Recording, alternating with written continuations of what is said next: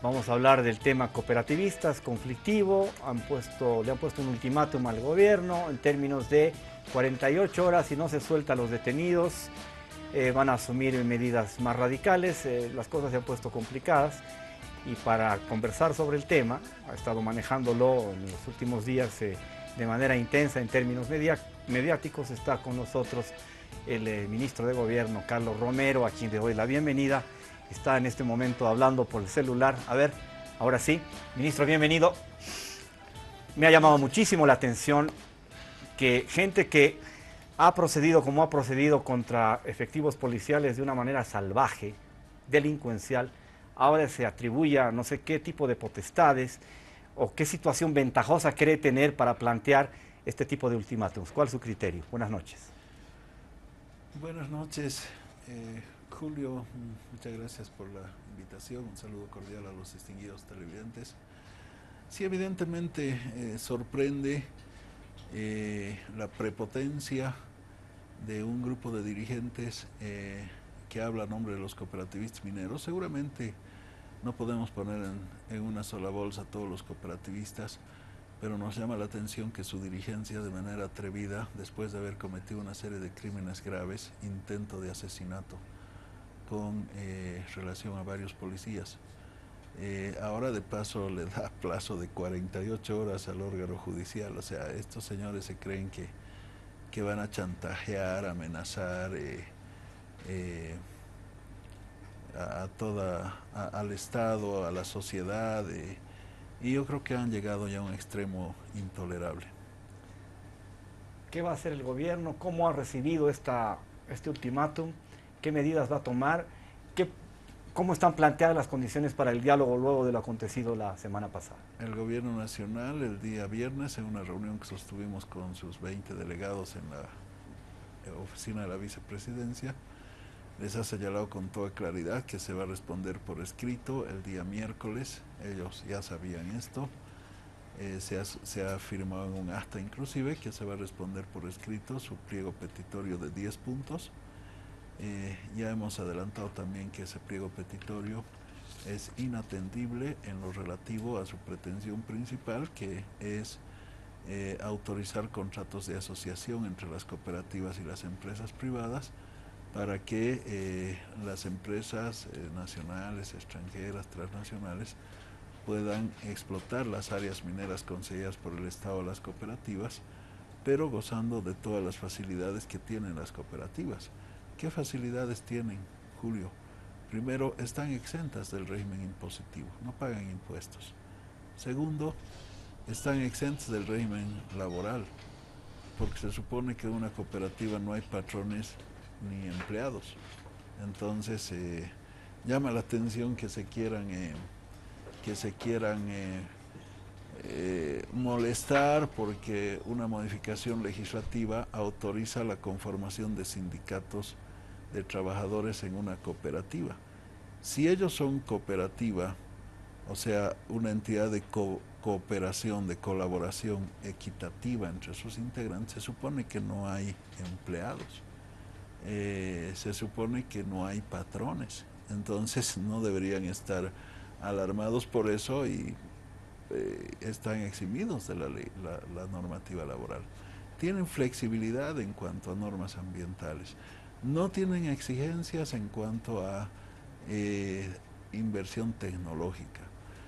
Se les ha transferido maquinaria de Comibol y frente a todas estas facilidades quieren convertirse en palos blancos de empresas. Reitero, no todos, pero sí algunos quieren ser palo blanco de empresas transnacionales para entregarles esas áreas mineras con todas esas facilidades y ellos simplemente vivir de cobrar una renta.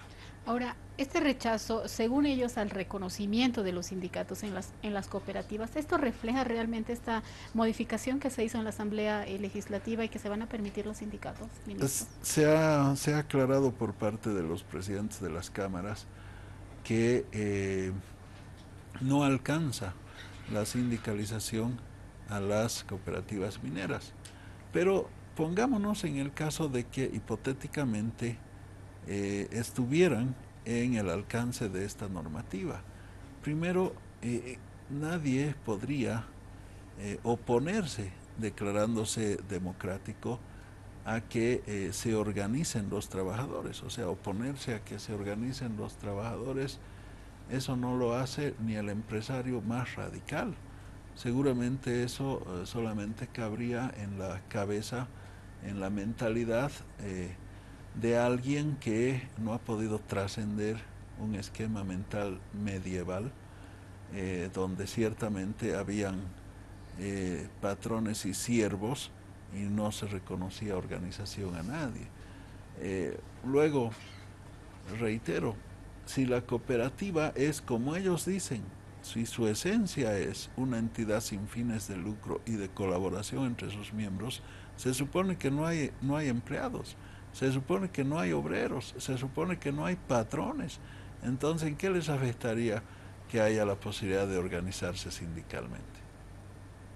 Ahora, ministro, ¿cuánto aportan las cooperativas al Tesoro General de la Nación en términos económicos?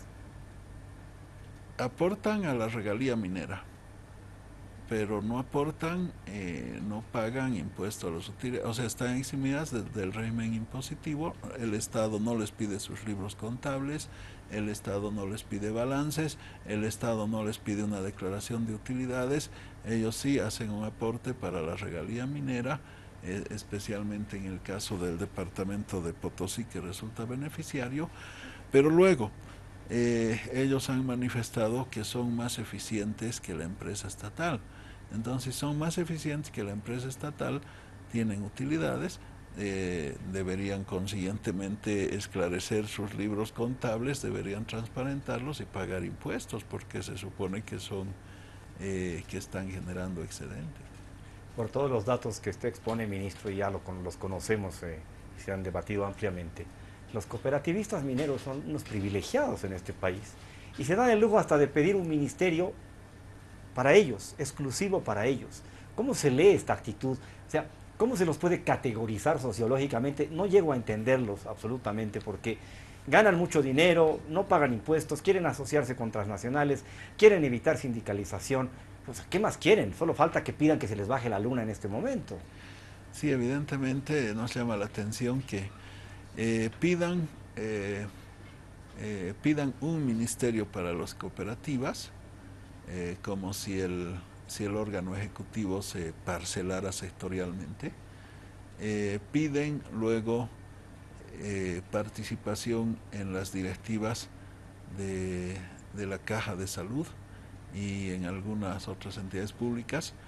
Entonces, uno tendría que entender que, lejos de hablar de cooperativas, por lo menos en la mentalidad de algunos dirigentes, pareciera que el concepto que cabría es hablar de corporaciones medievales, ¿no? En el sentido de una corporación, una mutual, no sé, una logia, que consigue una serie de prerrogativas y de facilidades y que de paso tiene su parcela de decisiones políticas propia para que nadie le pueda afectar, es decir, se abstraen del interés general del Estado para pretender subordinar, subalternizar a sus intereses sectoriales el interés del pueblo boliviano. Alguien de la oposición dijo, los cooperativistas le están pasando factura del 2014 al gobierno, tienen 7 representantes en la Asamblea Legislativa Plurinacional. Está claro que con ellos sociedad estratégica ya no existe, no les interesa el proceso de cambio, les interesan sus bolsillos. Habrá que plantear una relación a mediano o largo plazo, hay que sanearla, por supuesto, en primer lugar.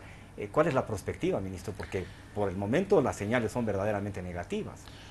Yo quiero destacar 2 elementos, Julio, a propósito de esta intervención. El primero es que evidentemente algunos actores políticos de la oposición dicen que es este gobierno el que les ha dado muchas facilidades, liberalidades y prerrogativas a los cooperativistas mineros. Probablemente nosotros hemos mantenido muchas de sus prerrogativas, pero hay una fundamental que hemos eliminado. Y a mí me parece que eso es lo que ellos no terminaron de digerir, de asimilar nunca, y estaban esperando el momento y el pretexto para intentar restituir su principal prerrogativa. Esta prerrogativa que se la dieron en los gobiernos neoliberales, que era precisamente la posibilidad de suscribir contratos de asociación con empresas privadas. ¿Y por qué le dieron esta prerrogativa en gobiernos neoliberales? Porque muchos actores del neoliberalismo que eran empresarios mineros y a la vez actores políticos, ¿no es cierto?, canalizaban grandes áreas mineras a título de cooperativas y en realidad los convertían en testaferros de sus empresas privadas. Entonces, cuando en la modificación de la ley minera se ha prohibido que los cooperativistas celebren contratos de asociación, adecuando la ley minera a la constitución política del Estado, ¿no es cierto?, que establece que solamente el Estado puede suscribir estos contratos de asociación. En el régimen de minería, en la constitución política del Estado, se establece que en el artículo 370, el Estado otorgará derechos mineros en toda la cadena productiva, suscribirá contratos mineros con personas individuales y colectivas previo cumplimiento de las normativas legales. Es decir, la Constitución solo le da potestad al Estado. Luego una cooperativa puede contratar servicios, puede contratar transporte, puede contratar suministros, contratos de operación, pero contratos de asociación estratégica, solo el Estado, por una razón lógica elemental. Es decir, si las áreas mineras que son de patrimonio, de propiedad indivisible, inembargable, imprescriptible del pueblo boliviano, si estas áreas mineras cuyo titular propietario es el pueblo, reitero, van a ser explotadas por un operador privado, es lógico que el Estado le pedirá al operador privado que cumpla todas las obligaciones que se le exigen a cualquier privado, es decir, que pague impuestos, que respete rígidamente la normativa ambiental, que introduzca tecnología e inversión, que respete los derechos laborales.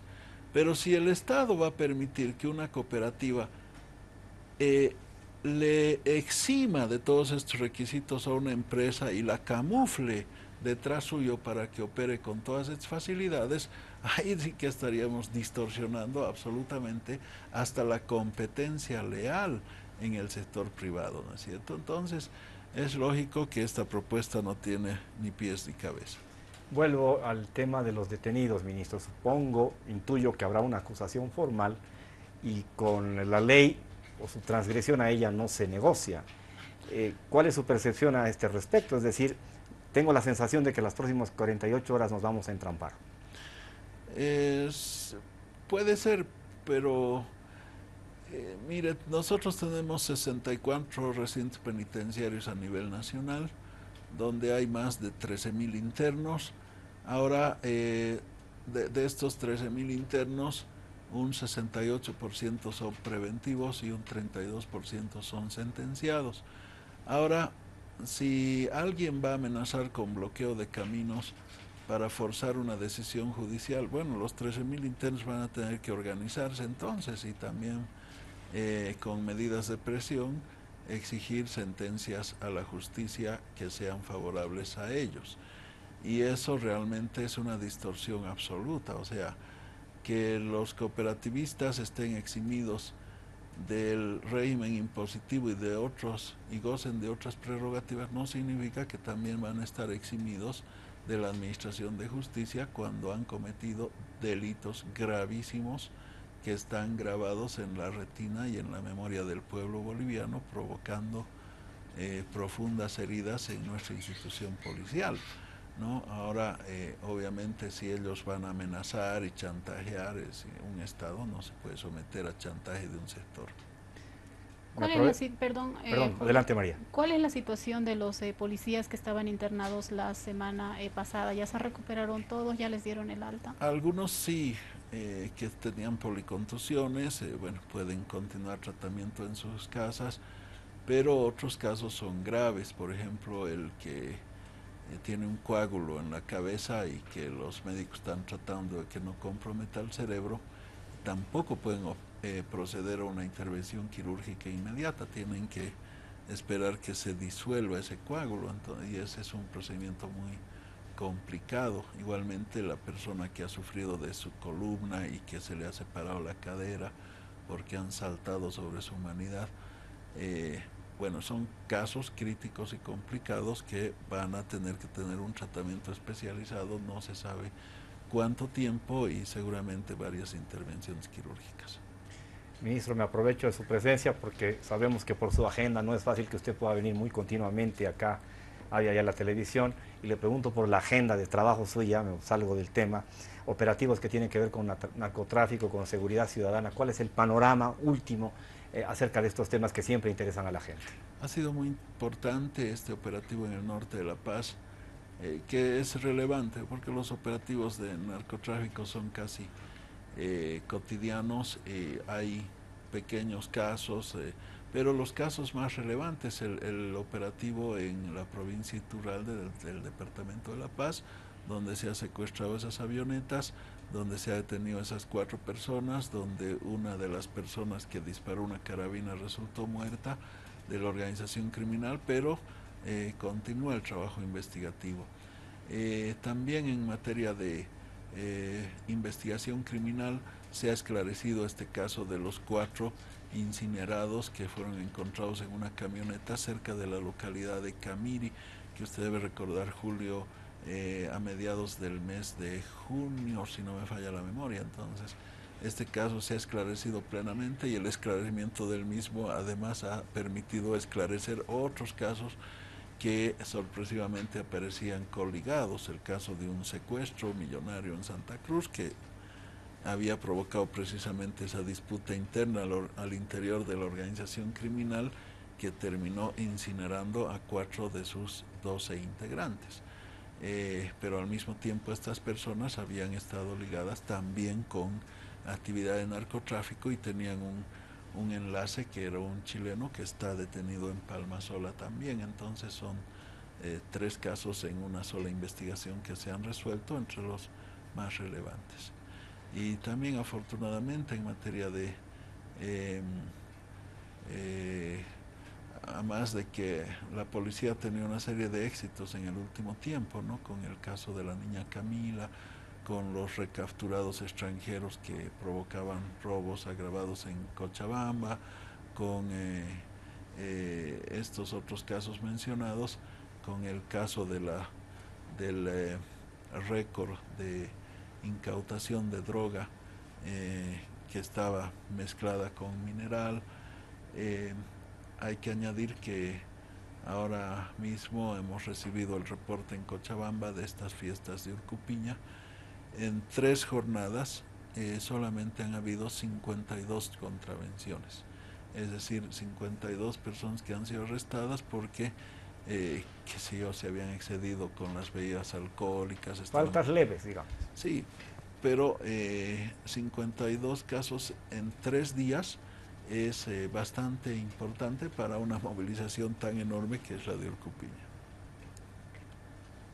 Hoy, ministro, se ha reunido los ministerios, esta reunión interministerial por temas de seguridad ciudadana. ¿Se ha tenido algunos avances, algunas discusiones? Si nos podría dar algunos detalles, por favor. Sí, muy importante porque nos hemos reunido con la Comisión de Seguridad Ciudadana del Senado, con la Comisión de Diputados, hemos establecido una agenda legislativa. También ellos nos han presentado algunos resultados de sus tareas de fiscalización. Luego con diferentes ministerios, el de Defensa, Justicia, Autonomías, Educación, Salud, Gobierno, 6 ministerios por lo menos, y cada uno de ellos ha presentado también un informe de lo que viene haciendo en materia de seguridad ciudadana, y una agenda conjunta que tenemos proyectada hacia adelante en este marco de transversalización y de integralidad que tiene que tener la seguridad ciudadana. ¿Se van a aprobar algunas leyes dentro de la Asamblea Legislativa? ¿Se está proponiendo esto? Sí, evidentemente, entre las más destacadas es una ley de modernización del régimen penitenciario, una ley de modificaciones a la ley de seguridad ciudadana misma, una ley de seguridad vial, una ley de... estamos tras la ley contra la delincuencia juvenil, más adelante la ley de dos leyes que van a ser significativas, la modificación de la ley 1008 y la ley de la policía. Ministro, como es mi costumbre cuando lo entrevisto, no puedo dejar de preguntarle de fútbol para cerrar. Es inevitable, no hay manera de no hacerlo. Ha debutado el Sport Boys, cuyo presidente es usted, el fin de semana en el inicio del torneo de la Liga, y creo que no de manera auspiciosa. A ver cuál es su lectura. Considerando que Sport Boys se prepara para una justa muy gigantesca que tiene que ver con la Copa Libertadores de América. Sí, bueno, hemos hecho 20 contrataciones. Y ¿20? 20 contrataciones. Caramba. Entonces, es un equipo nuevo en la cancha y en el banco. Son muy pocos jugadores los que vienen del equipo anterior. Es obvio que cuesta mucho ensamblar. La pretemporada ha sido muy dura también, hemos tenido 5 bajas y algunos que no estaban habilitados porque tenían suspensiones del campeonato anterior. Pero fundamentalmente el equipo todavía necesita ensamblar. Sabíamos que las primeras fechas todavía vamos a sufrir, pero lo hemos visto al equipo muy bien, ha sido muy contundente, ha tenido 73% de posesión de la pelota, muchísimas jugadas de gol que el arco se cerró lamentablemente, y bueno, un gol que regalamos, primero por un mal cobro arbitral y segundo un error defensivo muy grueso. Pero bueno, es así el fútbol, ¿no? Última pregunta, su criterio sobre la elección del señor Hoyos como seleccionador de Bolivia. Es un entrenador equilibrado, porque sabe manejar categorías inferiores, sabe manejar jugadores profesionales, es muy trabajador, tiene mucha convicción de triunfo, así es que bueno, hay que darle todo el apoyo. Bien, gracias, ministro. Muchas gracias.